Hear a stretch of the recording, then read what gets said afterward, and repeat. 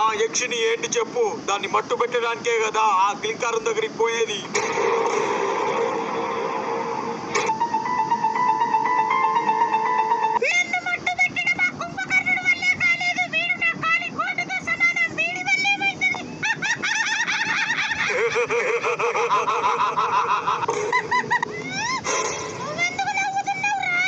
వాడు వీడు అంటున్నావే గాని క్లింకారుడు పేరు పలకడానికి కూడా భయపడుతున్నావు అంటే నువ్వు ఎంత భయపడుతున్నావో నాకు అర్థమైంది.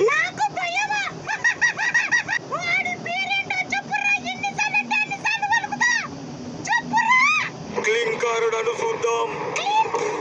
ఆ బంగారపు బిందెను నేను కాపాడలేకపోతే నాకు ఎన్నో ఆటంకాలు ఎదురు అవుతాయి. ఒక్క పేరు పలకడం వల్ల నాకు మరణం సంభవిస్తుంది అని అగ్నిదేవుడు అన్నాడు. అది ఈ పేరే అయ్యి ఉండొచ్చు కదా. ఏమైంది వల్లి? ఏం జరుగుతుంది చెప్పు వల్లి. అరే నన్నెందుకు తీసుకెళ్తున్నావు రా? వల్లి నువ్వైనా చెప్పు విని ఆపమని. తొందర రాత మళ్ళా యక్షినికి కళ్ళు తెచ్చుకుంటాయి.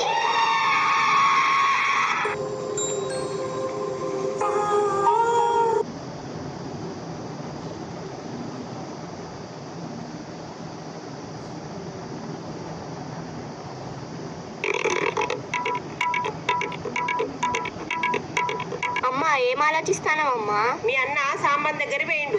ఈ యక్షిని కూడా సాంబన్ దగ్గరికే పోయింది. ఏమైతుంది అని భయమైతుంది నాన్న. ఏమైతుంది? ఆ యక్షిని పోయినసారి ముసలోని కళ్ళు గుడ్లు వీకింది. ఈసారి కాళ్ళు చేతులు ఇరగొడుతుంది. ఆ ముసలోని ఏమైనా చేసుకొని గానీ నా కొడుకు ఏం కాకుండా సరే. అన్నయ్యకి ఏం కాదమ్మా. అన్నయ్య చాలా తెలివి కల్లోడు. ఆ యక్షి నుంచి అది తప్పించుకుంటాడు. తెలివి కల్లోడైతే 10 రూపాయలు సంపాదించుకొని కష్టపడి బతికేటోడు. ఇలా బంగార బిందె, లంక బిందె, చొట్ట బిందె, సోనాలి బిందె అని అత్యాశకు పోడు. ఇలా మన ప్రాణాల మీదకి దేడు, వారి ప్రాణాల మీదకి తెచ్చుకోడు.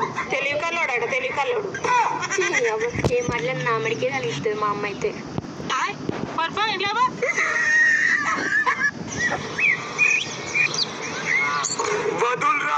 వదులురా అంటే ఏమైంది తాత? ఎలాగో అలా యక్షిని కళ్ళలో మట్టి కొట్టి మిమ్మల్ని కాపాడి ఇక్కడ దాకా తీసుకొచ్చిన. ఊకోరా. దాన్ని రెచ్చగొట్టి క్లింకారా అనే పేరు దాని నోటి నుంచి చెప్పిద్దాం అనుకున్నా. మొత్తం చెడగొట్టావు. అవునా తాత? పెద్ద పీకుడు మాత్రం దాని లెక్క ఆ యక్షిని కళ్ళల్లో మట్టి కొట్టిన.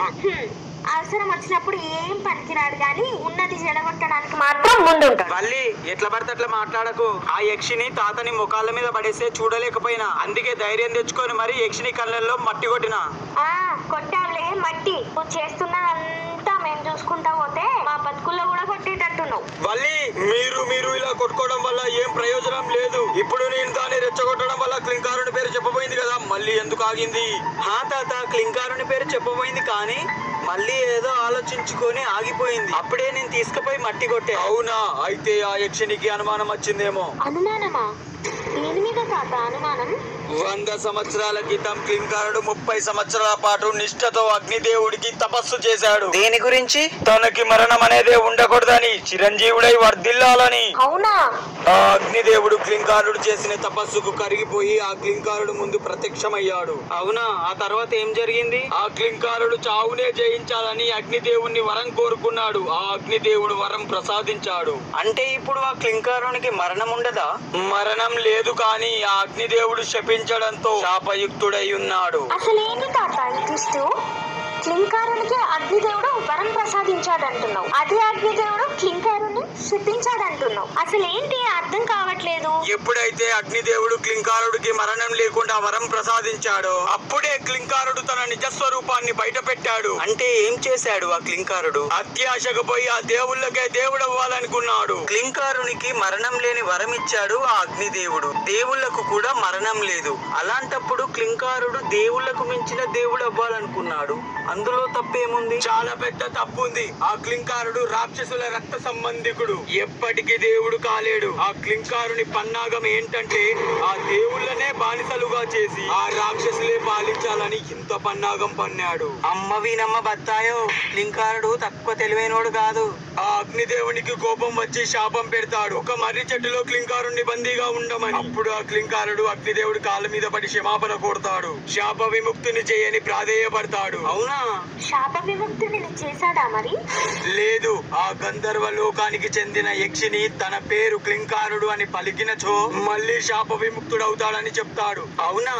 అయితే ఇప్పుడు ఆ చెట్టు ఎక్కడ ఉంది? పదండి, తీసుకెళ్తా.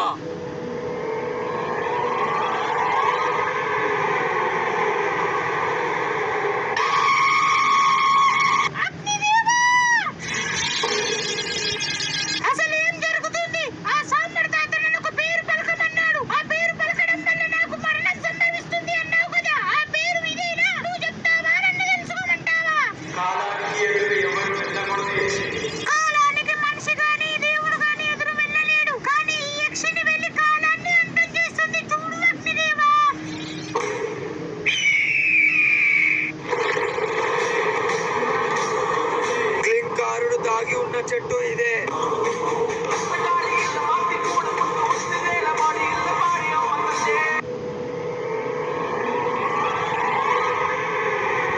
ఈ చెట్టులో ఉంది ఆ క్లింకారుడే. అంత కరెక్ట్ గా ఎలా చెప్తున్నావు తాత? చెట్టుకు గుండె సప్పుడు ఉంటదా? ఉండదు. ఈ చెట్టుకు చెవు పెట్టి విను.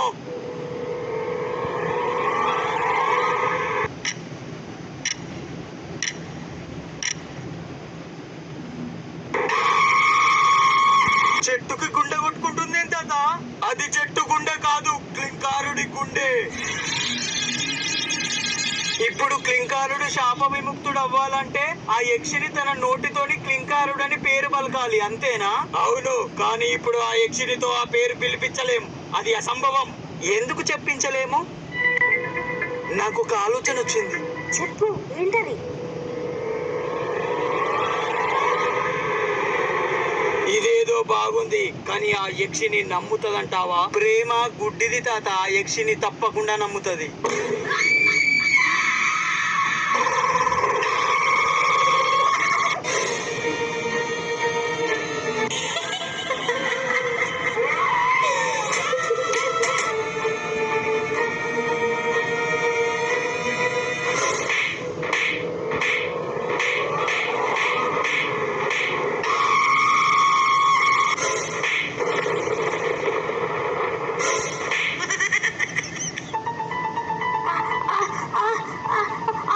తాతయ్య, నాకు ఊపి రావట్లేదు తాతయ్య.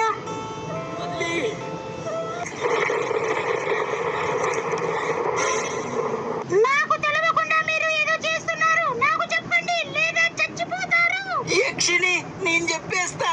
చెప్పకు బిడ్డ, అసలే చెప్పకు. ఈ యక్షిని నా కళ్ళు లేకుండా చేసింది, అది ఇలాగే ఒంటరిగా బతకాలి. చెప్పకు బిడ్డ. నువ్వు ఎంతగానో ప్రేమించిన గండబేరుండు శాపయుక్తుడై ఉన్నాడు కదా ఆ కుంభకర్ణుడు చేతుల.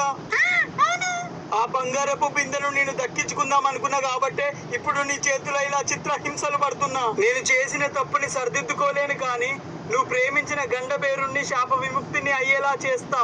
అప్పుడు నాపై నీకున్న కోపం కొంచెమైనా సల్లారి నన్ను క్షమిస్తావేమో.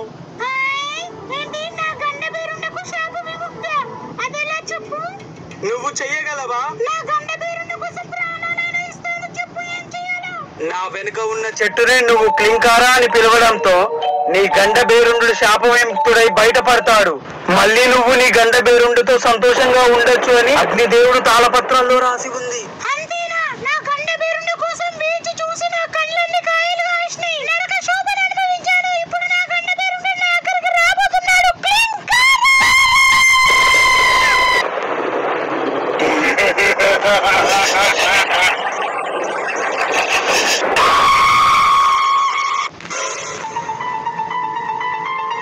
పదండి పదండి, క్లింకారా వచ్చాడు.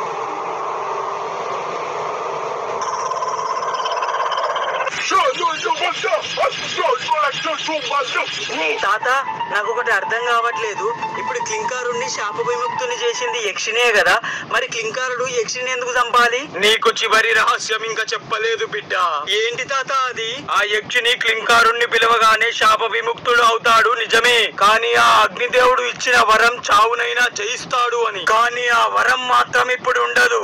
ఎప్పుడైతే ఆ క్లింకారుడు ఆ యక్షిని హతమారుస్తాడో అప్పుడే అగ్నిదేవుడు ప్రసాదించిన వరం కూడా క్లింకారుడికి లభిస్తుంది.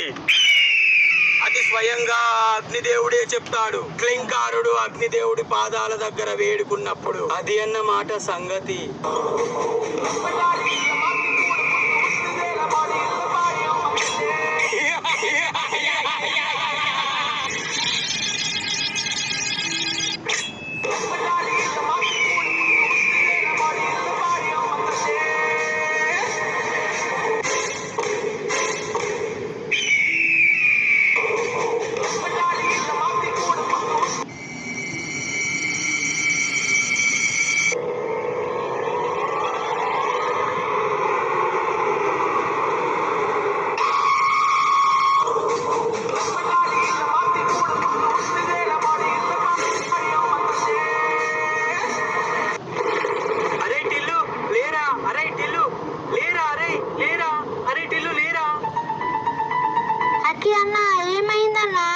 అమ్మయ్యా, టిల్లు లేచిండిగా. ఇక ఈ బంగారు బిందద్దు, ఈ లంక బిందద్దు, ఏదొద్దు.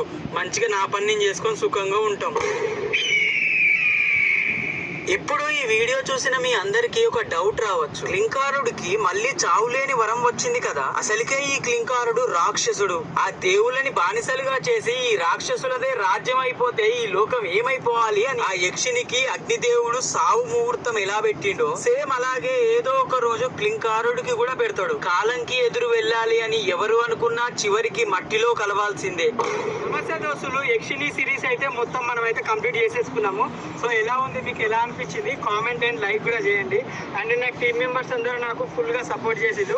ఫ్రమ్ కాశ్మీర సిరీస్ నుంచి అలంకృత, మన Karunakar and Dinesh and Kalpana. And Kalpana అసలు పేరు వచ్చేసి హాస్ని అన్నమాట. అండ్ మన టిల్లు కూడా. సో మన టీం అంతా ఎప్పుడు మిమ్మల్ని ఎంకరేజ్ చేస్తూనే ఉంటుంది. మమ్మల్ని మీరు అందరూ ఎంకరేజ్ చేస్తూనే ఉండాలి.